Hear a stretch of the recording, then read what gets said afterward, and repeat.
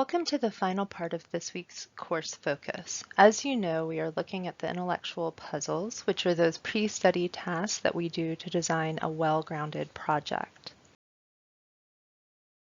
Dependent on a number of factors, including your questions and your methodology. I think we can cover a few things important when thinking through proposal development, and these are issues of sampling, data collection, and timelines. In qualitative research, we utilize purposeful sampling, which is different than that of the sampling process done in quantitative research, where in quantitative we work through randomized sampling. In qualitative, we really choose a sample that where the cases will somehow fit our study.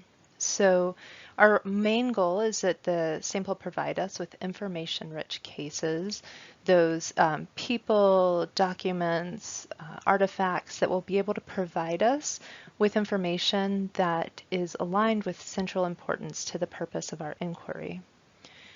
So there are a lot of strategies of purposeful sampling, and oftentimes in research people will just say I did a purposeful sample, but really if you want to design a really strong project, you want to be able to talk about the ways in which you sampled purposely. One of your optional readings this week was from Patton's text, and that outlines a variety of the ways in which you can sample dependent on your needs. And because there are a lot of different ways, and sometimes it might be hard to think through why you would use one process over another, I'm going to give an example for you now. So in my study in New Zealand, I conducted a cultural audit of the mental health system as it regards the use and adherence to biculturalism. This required that I sample from a diverse range of people to understand how culture was enacted by the service providers, how it was experienced by clients, and how policymakers understand it. Therefore, I use maximum variation sampling, which is a concept wherein you sample widely on a variation of dimensions of interest. The goal is ultimately to look for common patterns that might arise in a heterogeneous sample, thus possibly getting to a shared core experience of phenomena across populations. In a very different example, I conducted an interpretive phenomenological analysis on the process of becoming therapist within the Cambodian population. So this is a pretty small population of people who have actually engaged in psychotherapy, who have taken or gotten their degrees within the psychological sciences, specifically at Cambodian institutions. So my goal is to understand what their process of development looked like in that context.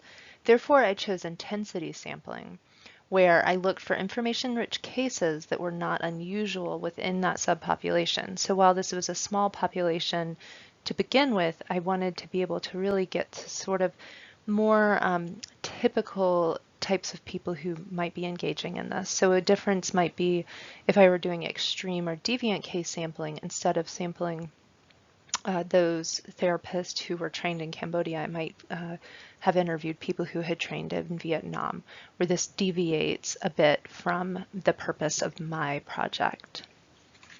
So as you can see, the strategies that I used were really dependent upon the needs of the project, what I wanted to know, and as well as sometimes sampling has a lot to do with access. So if I were working with people with precarious documentation statuses, I might use something like snowball sampling, whereby I meet one person, they have a good experience during interviewing, so then they will reach out to their friends in their community and tell them that they could interview with me.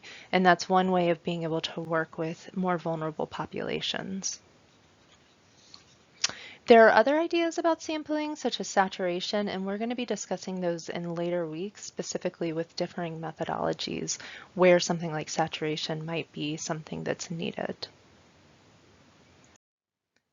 So, of course, as we've been talking about in qualitative research, the research is the instrument rather than using a survey or a measure. And so similarly, the data collection process is really dependent on the researcher as well as the methodology used and the question asked. However, in general, there are three main processes of data collection, and this includes interviews. And so there's a range and type of interviews that can be done, especially semi-structured, which is, one-on-one. There's a loose interview guide, all the way to unstructured, which is what I have typically done, which is much more conversational. And then also focus groups. So of course, having a number of people together and interviewing them to kind of understand how the group makes meaning of a certain phenomenon. There's also observation, which we will be practicing it during week 8. And then artifacts. And so with artifacts, this can be either sort of the collection of documents to help you understand a certain phenomenon. So for example, in New Zealand, I collected differing policies, differing brochures at mental health centers. I took photos of the art that was hanging up in mental health centers. It can also be a standalone project, and so you see this more and more with things like ethnographies, people collecting data and sort of harvesting from social media forums, from text-based or Twitter forums, and then of course art-based, which we'll be covering the arts-based approaches in week 11. So finally, this brings us to timelines. Not all dissertation chairs require timelines. I do, and I think that it's really important. It's something that you will do when you're writing applications for grants. But more important, I think that it really helps us manage the flow of our time. One thing about qualitative research that is somewhat tricky is time management. One, we're dependent upon our participants.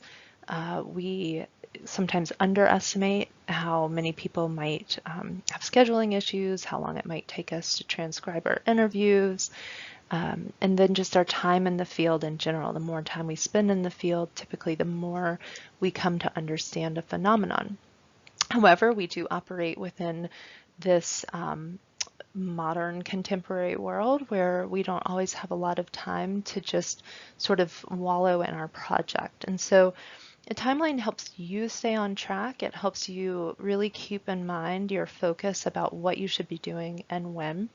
And this is just one example of what a timeline could look like.